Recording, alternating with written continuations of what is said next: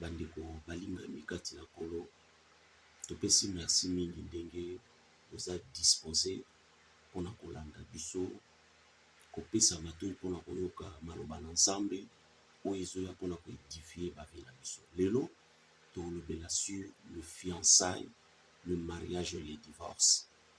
Pourquoi toko traiter yango? C'est parce que ceux qui ont bien par réseaux sociaux, vous allez vite remarquer que cela est devenu un sujet yalelo. Beaucoup de serviteurs de Dieu, basés à côté sur Mabala, ils donnent des conseils, de principes. Oyo, ceux qui ont saleli yango, et qui ont sunga muta vivre le mariage heureux. Mais j'ai pris tout le temps à examiner la Bible. Kota la vie, la parole de Dieu. Et ça peut nous enseigner bisonini au sujet du mariage. J'ai découvert beaucoup de vérités, beaucoup de choses où peut-être tisiko na milobamite. Nde na lingi ba mystère wana, ba révélation wana. Oyo na zui na liloba na Nzambe na kati ya Bible tout partageango ensemble.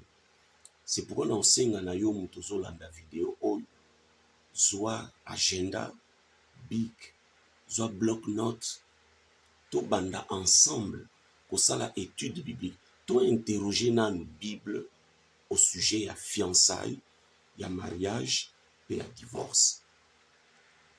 Nalandi ba serviteur ebele bazopesa ba principe que soki osaleli yango balobi ozana beaucoup de chance au vivre mariage heureux to pe au découvrir muto aza liboso na osade muto aye kolinga yo ezala mwasi to mobali soki aza sérieux to aza sérieux te de façon que na ba ebandeli wana nanu makambo yango eke musika te oko kozala mesure ya koyeba est-ce que je dois continuer to ko arrêter parce que une fois que vous engagé ça devient difficile, compliqué pour na kotika parce que aucun pasteur a kotika la oyebisa yo que divorcer même si il sent que awa eza ko senga bato yo moko ke na gauche moko ke na droite, personne n'a reçu ce ministère là.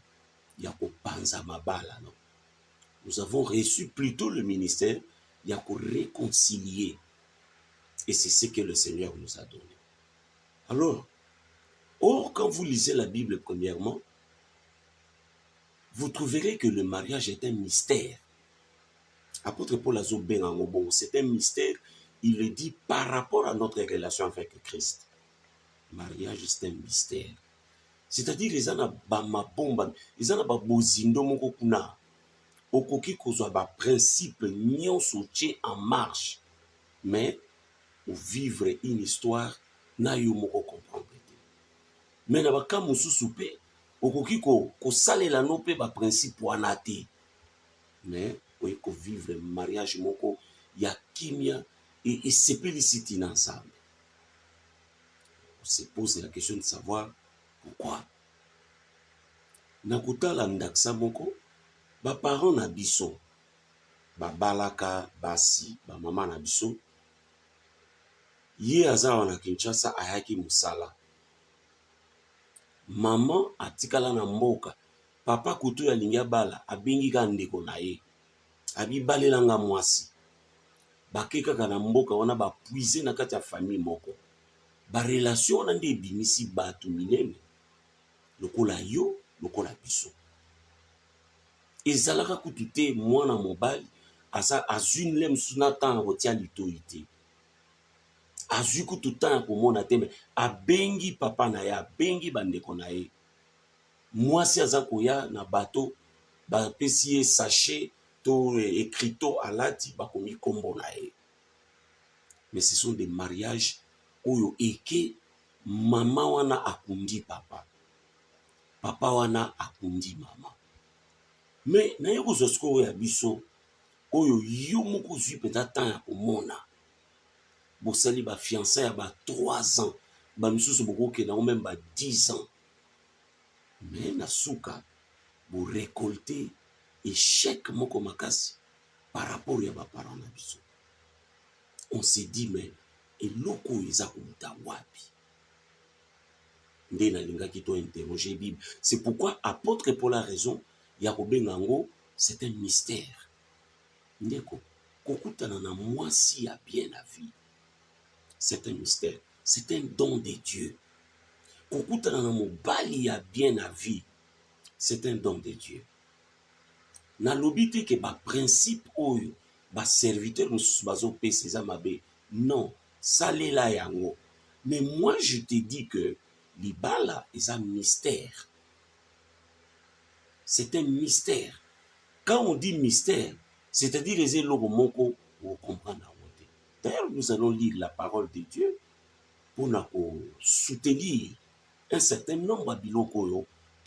J'aimerais que ngana loba mingite, mais tout lobisisa li loba na Nzambe, tout toucher parole de Dieu, na profondeur na on a bozindo nango, tout laissons la parole de Dieu nous enseigner et tout changer, tout même la makambo sikoyo ndenge Bible eza ko laksa biso. D'emblée, eloko tokoki kotanga ya liboso ezali vérité oyo Bible eza ko enseigner biso. Bible ezo yebisa biso boye au sujet ya libala ebandeli biso na nwana. Luc chapitre 20 verset 28 à 36. Luc chapitre 20 verset 28 à 36. Boyoka eloko nini liloba na Nzambe elobi place wana. Le verset 28 à 36. Quelques-uns de Sadducéens qui disent qu'il n'y a point de résurrection s'approchèrent et posèrent à Jésus cette question. Ba Sadducéens bayaki baye kotuna Yesu question oyo. Maître, voici ce que Moïse nous a prescrit. Si le frère de quelqu'un meurt, ayant une femme sans avoir d'enfant, son frère épousera la femme et suscitera une postérité à son frère. Oyo nde enseignement Moïse, serviteur de Dieu, a pesaki na bango. Or, bazo continuer histoire wana question na bango par Jésus. Il y avait 7 frères. Le premier se maria et mourut sans enfant. Le second et le troisième épousèrent la veuve. Il en fut de même de 7 qui moururent sans laisser d'enfants. Enfin, la femme mourut aussi. À la résurrection, duquel d'entre eux sera-t-elle donc la femme? Car le 7 l'ont eu pour femme. Babandi wananan. Baye ko éprouver parce que bamona ki aza ko aborder ba sujet wana penzate ya libala. Azolo bela makamu nyonso, mais likamwa libala ya fiançailles, mariage et divorce, azaki penza ko lobela ngo mingi te. Baye Bible lobi bien, baye ba mekaye. Ba évoquer Moïse, serviteur de Dieu. Que alobaki que soki muto abali et ki akufi aboti bana te ndeko na ye moko akoki kokamata mwasi wana lokola mwasi na ye akobota bana wana bakozala wana pona ndeko oyo ya mobali oyo abalaki abotaki te. Siko baye kotuna Yesu balobi ezaki na mutu na mwasi moko abali mobali ya liboso na libota wana akufi, mobali wana akufi baboti te. Akina leki na ye moko azwi ye, ndeko moko azwi, ba akufi pe baboti te. Ekende wana ti na 7e personne. Ale ye kosala pe na suka mwasi yango pe akufi, batuni Yesu balobi kuna sikoyo kote tokokende kuna. Mwasi wana abalami officiellement na mibali 7. akozala mwasi ya nani entre les 7 frères. Il y aura ce que réponse Yesu apesi babi à la résurrection duquel d'entre eux sera-t-elle akozala mwasi ya nani mokolo biso tokosekwa. Jésus leur répondit, les enfants de ce siècle prennent des femmes et des maris. Yesu abandi nanu pe bato alelo balingi mabala biso bato tolingi mabala makasi penza. Mutu nyonso aza na posa makasi kaka ke il faut abala. Eza kuta ba musu ko négliger tina classe tina d'étude na ye. Donc eri kaka mutu ameki ko pusana surtout na biso na Congo awa. Donc okokuta mutu même na se préparer te azana na musala te mais azaka déjà na mwasi. Azana na classe mais azalaka déjà na mobali déjà. Tokomi komona neti tokotula. Yesu a compris que l'on n'a pas ébisabi les enfants de ce siècle malades na bawangwana balingi mabala mais baïba rapé ko batela ngote. Jésus répondit, mais ceux qui seront trouvés dignes d'avoir part au siècle à venir et à la résurrection des morts ne prendront ni femme ni mari. What? Ba oyo ba kozwa ngolu ya kokende kokota na siècle oyo koya ya résurrection sima ya lisekwa ba oyo bakosekwa wana bakokota na mokili wana ya sika. Le Seigneur Jésus dit, ne prendront ni femme ni mari. Orobala kunati. Car ils ne pourront plus mourir parce qu'ils seront semblables aux anges. Abandi ko révéler pourquoi tozo bala. C'est parce que nous mourons. Nous sommes appelés à kotika ba progéniture, kotika ba bilembo, kotika ba remplaçant. Voilà pourquoi ba ange ba balakati. C'est parce que ba kufakati. Mais biso bana batu, nous avons été créés à cause du péché que nous avons commis, parce que quand Dieu a créé l'homme, la Bible dit il avait mis en lui la pensée de l'éternité.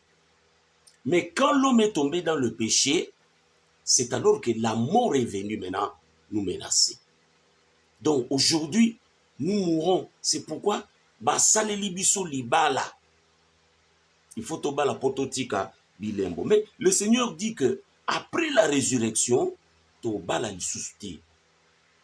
Moi sur ozombalite, mbalo moi cité. Car ils ne pourront plus mourir parce qu'ils seront semblables aux anges. Toko koma ndenge moko na ba ange. C'est-à-dire, si je comprends bien ce verset, toko zala suna ba sexte. Muntu akobala lisusuti. Likambo libale kokufa. Et qu'ils seront fils de Dieu, étant fils de la résurrection. Donc, mariage est une affaire moko terrestre. Eze loko ya se awo. Eza na muntu moko te na bokonzi ya Nzambe simalise kwa akomema mwasi kuna mabala kuna kozala te. Mais le problème c'est quoi? Iloko moko eza terrestre. Mais mabala ekomema bato epele na lifelo. Ekozala parmi ba cause minene oyo bato ba okenda lifelo parce que na ba cimetière na biso bato ebele baza kokufa likolo ya mabala oyo. Ba souci bato baso kende kokutana nango, ba déception bato baso kutana nango, ba trahison. Imaginez-vous lelo bali et que tongo moko zo kende kolamuka okuti mwasi na mobali mosusu. Okuti mobali na yo na mobali mosusu. Eloko nini ngata unatanga ka Bible. Le pire na monaka na kati ya libala, c'est l'adultère. C'est l'adultère. Eza ni loko moko yebi ko nyoko la bomo ya mutu. Loko l'adultère te ce que salami na kati ya libala. Et ça reste. Okuta kutu mususu abimi tina ndeko ya mwasi. Ndeko pe ya mwasi abibile mususu na moba. Donc c'est bizarre. Combien de gens qui sont morts, baza enterrés, likola makambo. C'est pourquoi yo mutuzi okazo akolandanga. Peut-être pour ça na sa ba souci makasi. Attention. Côté Tokokende, libala et kozalate.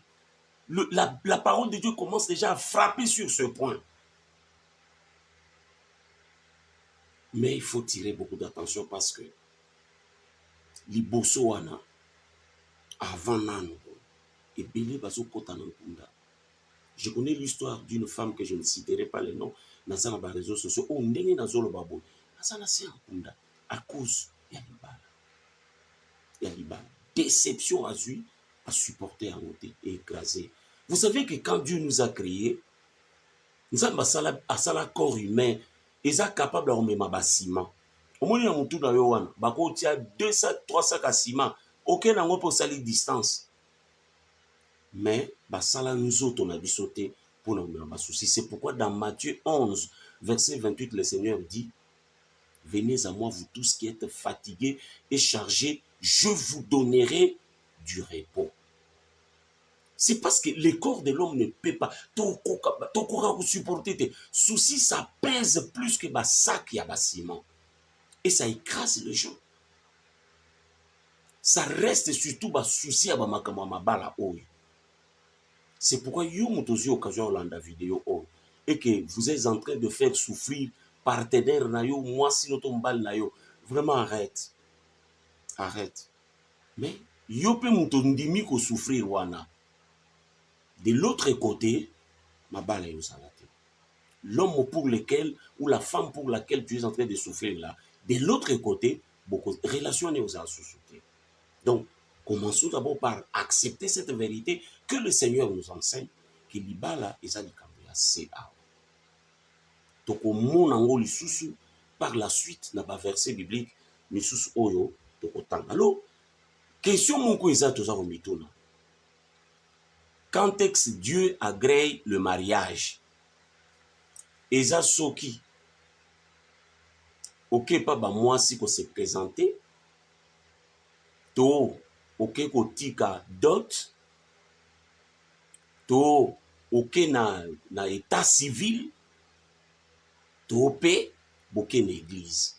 Na betap wana na tangi, selon yo, nzambe agréaka libala ya mutu erni. O nzamba confirma kake mutu wana aza mwasi no mutu wana aza mbali na yo. Biyano eze ebele me nasengi omipesa nanu yo moko esika oza wana. Muso akotelema alobi pasteur Thierry eza soki okepa bamwasi kotika dot. Ça c'est vous. Muso akotelema alobi non ezali ntango okende état civil. Mususu pa kotelema alobi te eza état civil te. Ezali soki bokende église. Balati bino alliance bolimbisanga lokola nga na lati boye. C'est alors que libala na bino eza agréé devant le Seigneur. Mais na lingi Bible ndenge na yebisaki bino et répondre biso sur ce point. Tozui nombre. C'est l'Ancien Testament. Nombre chapitre 30. Verset 1 à 17. Nombre chapitre 30, verset 1 à 17. La Bible dit ceci. Moïse parla au chef des tribus des enfants d'Israël et dit: voici ce que ordonne l'Éternel. Voici ce que l'Éternel ordonne. Lorsqu'un homme fera un vœu à l'Éternel ou un serment pour se lier par un engagement, il ne violera point sa parole. Il agira selon tout ce qui est sorti de sa bouche. Zamba bandina nuna yo mobali. Alobi, lorsque un homme fera un vœu ou un serment pour se lier par un engagement, et l'eau konzamba sengi, tu ne violeras point ta parole. Tu agiras selon tout ce qui est sorti de sa bouche. Pendant que biso tozo zela, libala okende pa ba mwasi, okende na l'État, to okende na église. Nzamba ozela biso kunate. Nzamba teleminde frère nanga na vœu. maloba oyo ozo bimisela mwana mwasi babandi na biso bamibali na se ya nzete nayebi te soki wapi soki place nini bokendaki kokutana boza be bino mibale obimisi olobi ma sœur na obala yo nzambe alobi omoni elo olobi wana etikala nde bongo koya kobaluka su na yango te, c'est-à-dire tout ce que mobali akosala soki okokende epai ya bamwasi wana kopesa dot ozosala ngo mpona korespecte ve na yo. Soki okokende na commune eza kaka mpona kohonore ve na yo. Soki okokende na église eza kaka mpona kohonore ve na yo. Epi libala no soki ekowumela aussi longtemps que ozali sérieux na ve na yo oyo yo osalaki na mwana ya bato ya mwasi tikala koyeba ke bien aimé libala wana ekozala. Donc tout ce que tu vas faire ezandi mpona kohonorer korespecter ve na yo. Et puis libala ezokufa mokolo kaka oyo operdre valeur ya ve na yo. Mokolo kaka otelemi operdre valeur ya ve na yo, frère, c'est fini.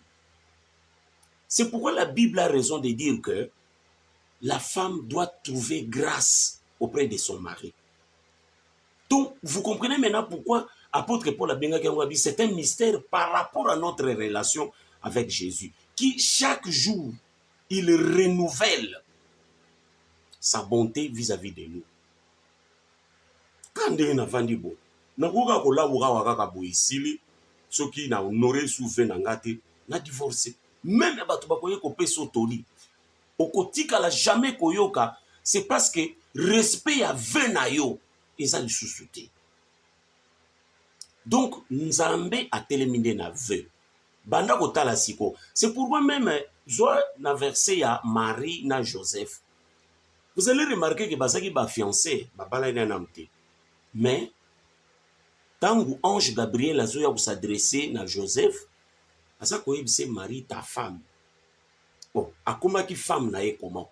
Donc pour le Seigneur, frère nangai, yo mutozo landanga, banda kotala ba ve combien osali. Eri nyonso yo telemaki na mwana moko mwasi, même parce que tout ça la ba ve mswana même pour mentir, hein, pour arracher le cœur d'une fille au kokosiye. Okosiye, que Dieu nous pardonne. Tozo sale loko moko ekoute biso cher parce que na ba verset mususu mutu asali veut pas nzambe. Asali veut pe akokisi yango te. La Bible dit que Dieu le prend comme un insensé. Voyez maintenant combien d'hommes tout ça insensé devant le Seigneur à cause yali ba veut to sala. Mon frère, osali ba veut na ba fille combien? Banda kotala zwa papier tia otala liste na yo. Tu as fait combien de vœux? Omoni ba vœux nyonso to sali wana. Dieu nous demandera cela. C'est pourquoi lelo tant ozo yo ka lilobo, tant ozo ka enseignement oyo, ce que je veux te demander c'est de te repentir. Au Seigneur Nzambe pardon. Si tu peux même m'appeler certaines fois parce que ezana basi mususu okosaleka na nko biso ba mibali to sala ke loko wana. Olobi petit oyo na ko l'exceller l'air. On l'exceller l'air, oui, mais devant Dieu.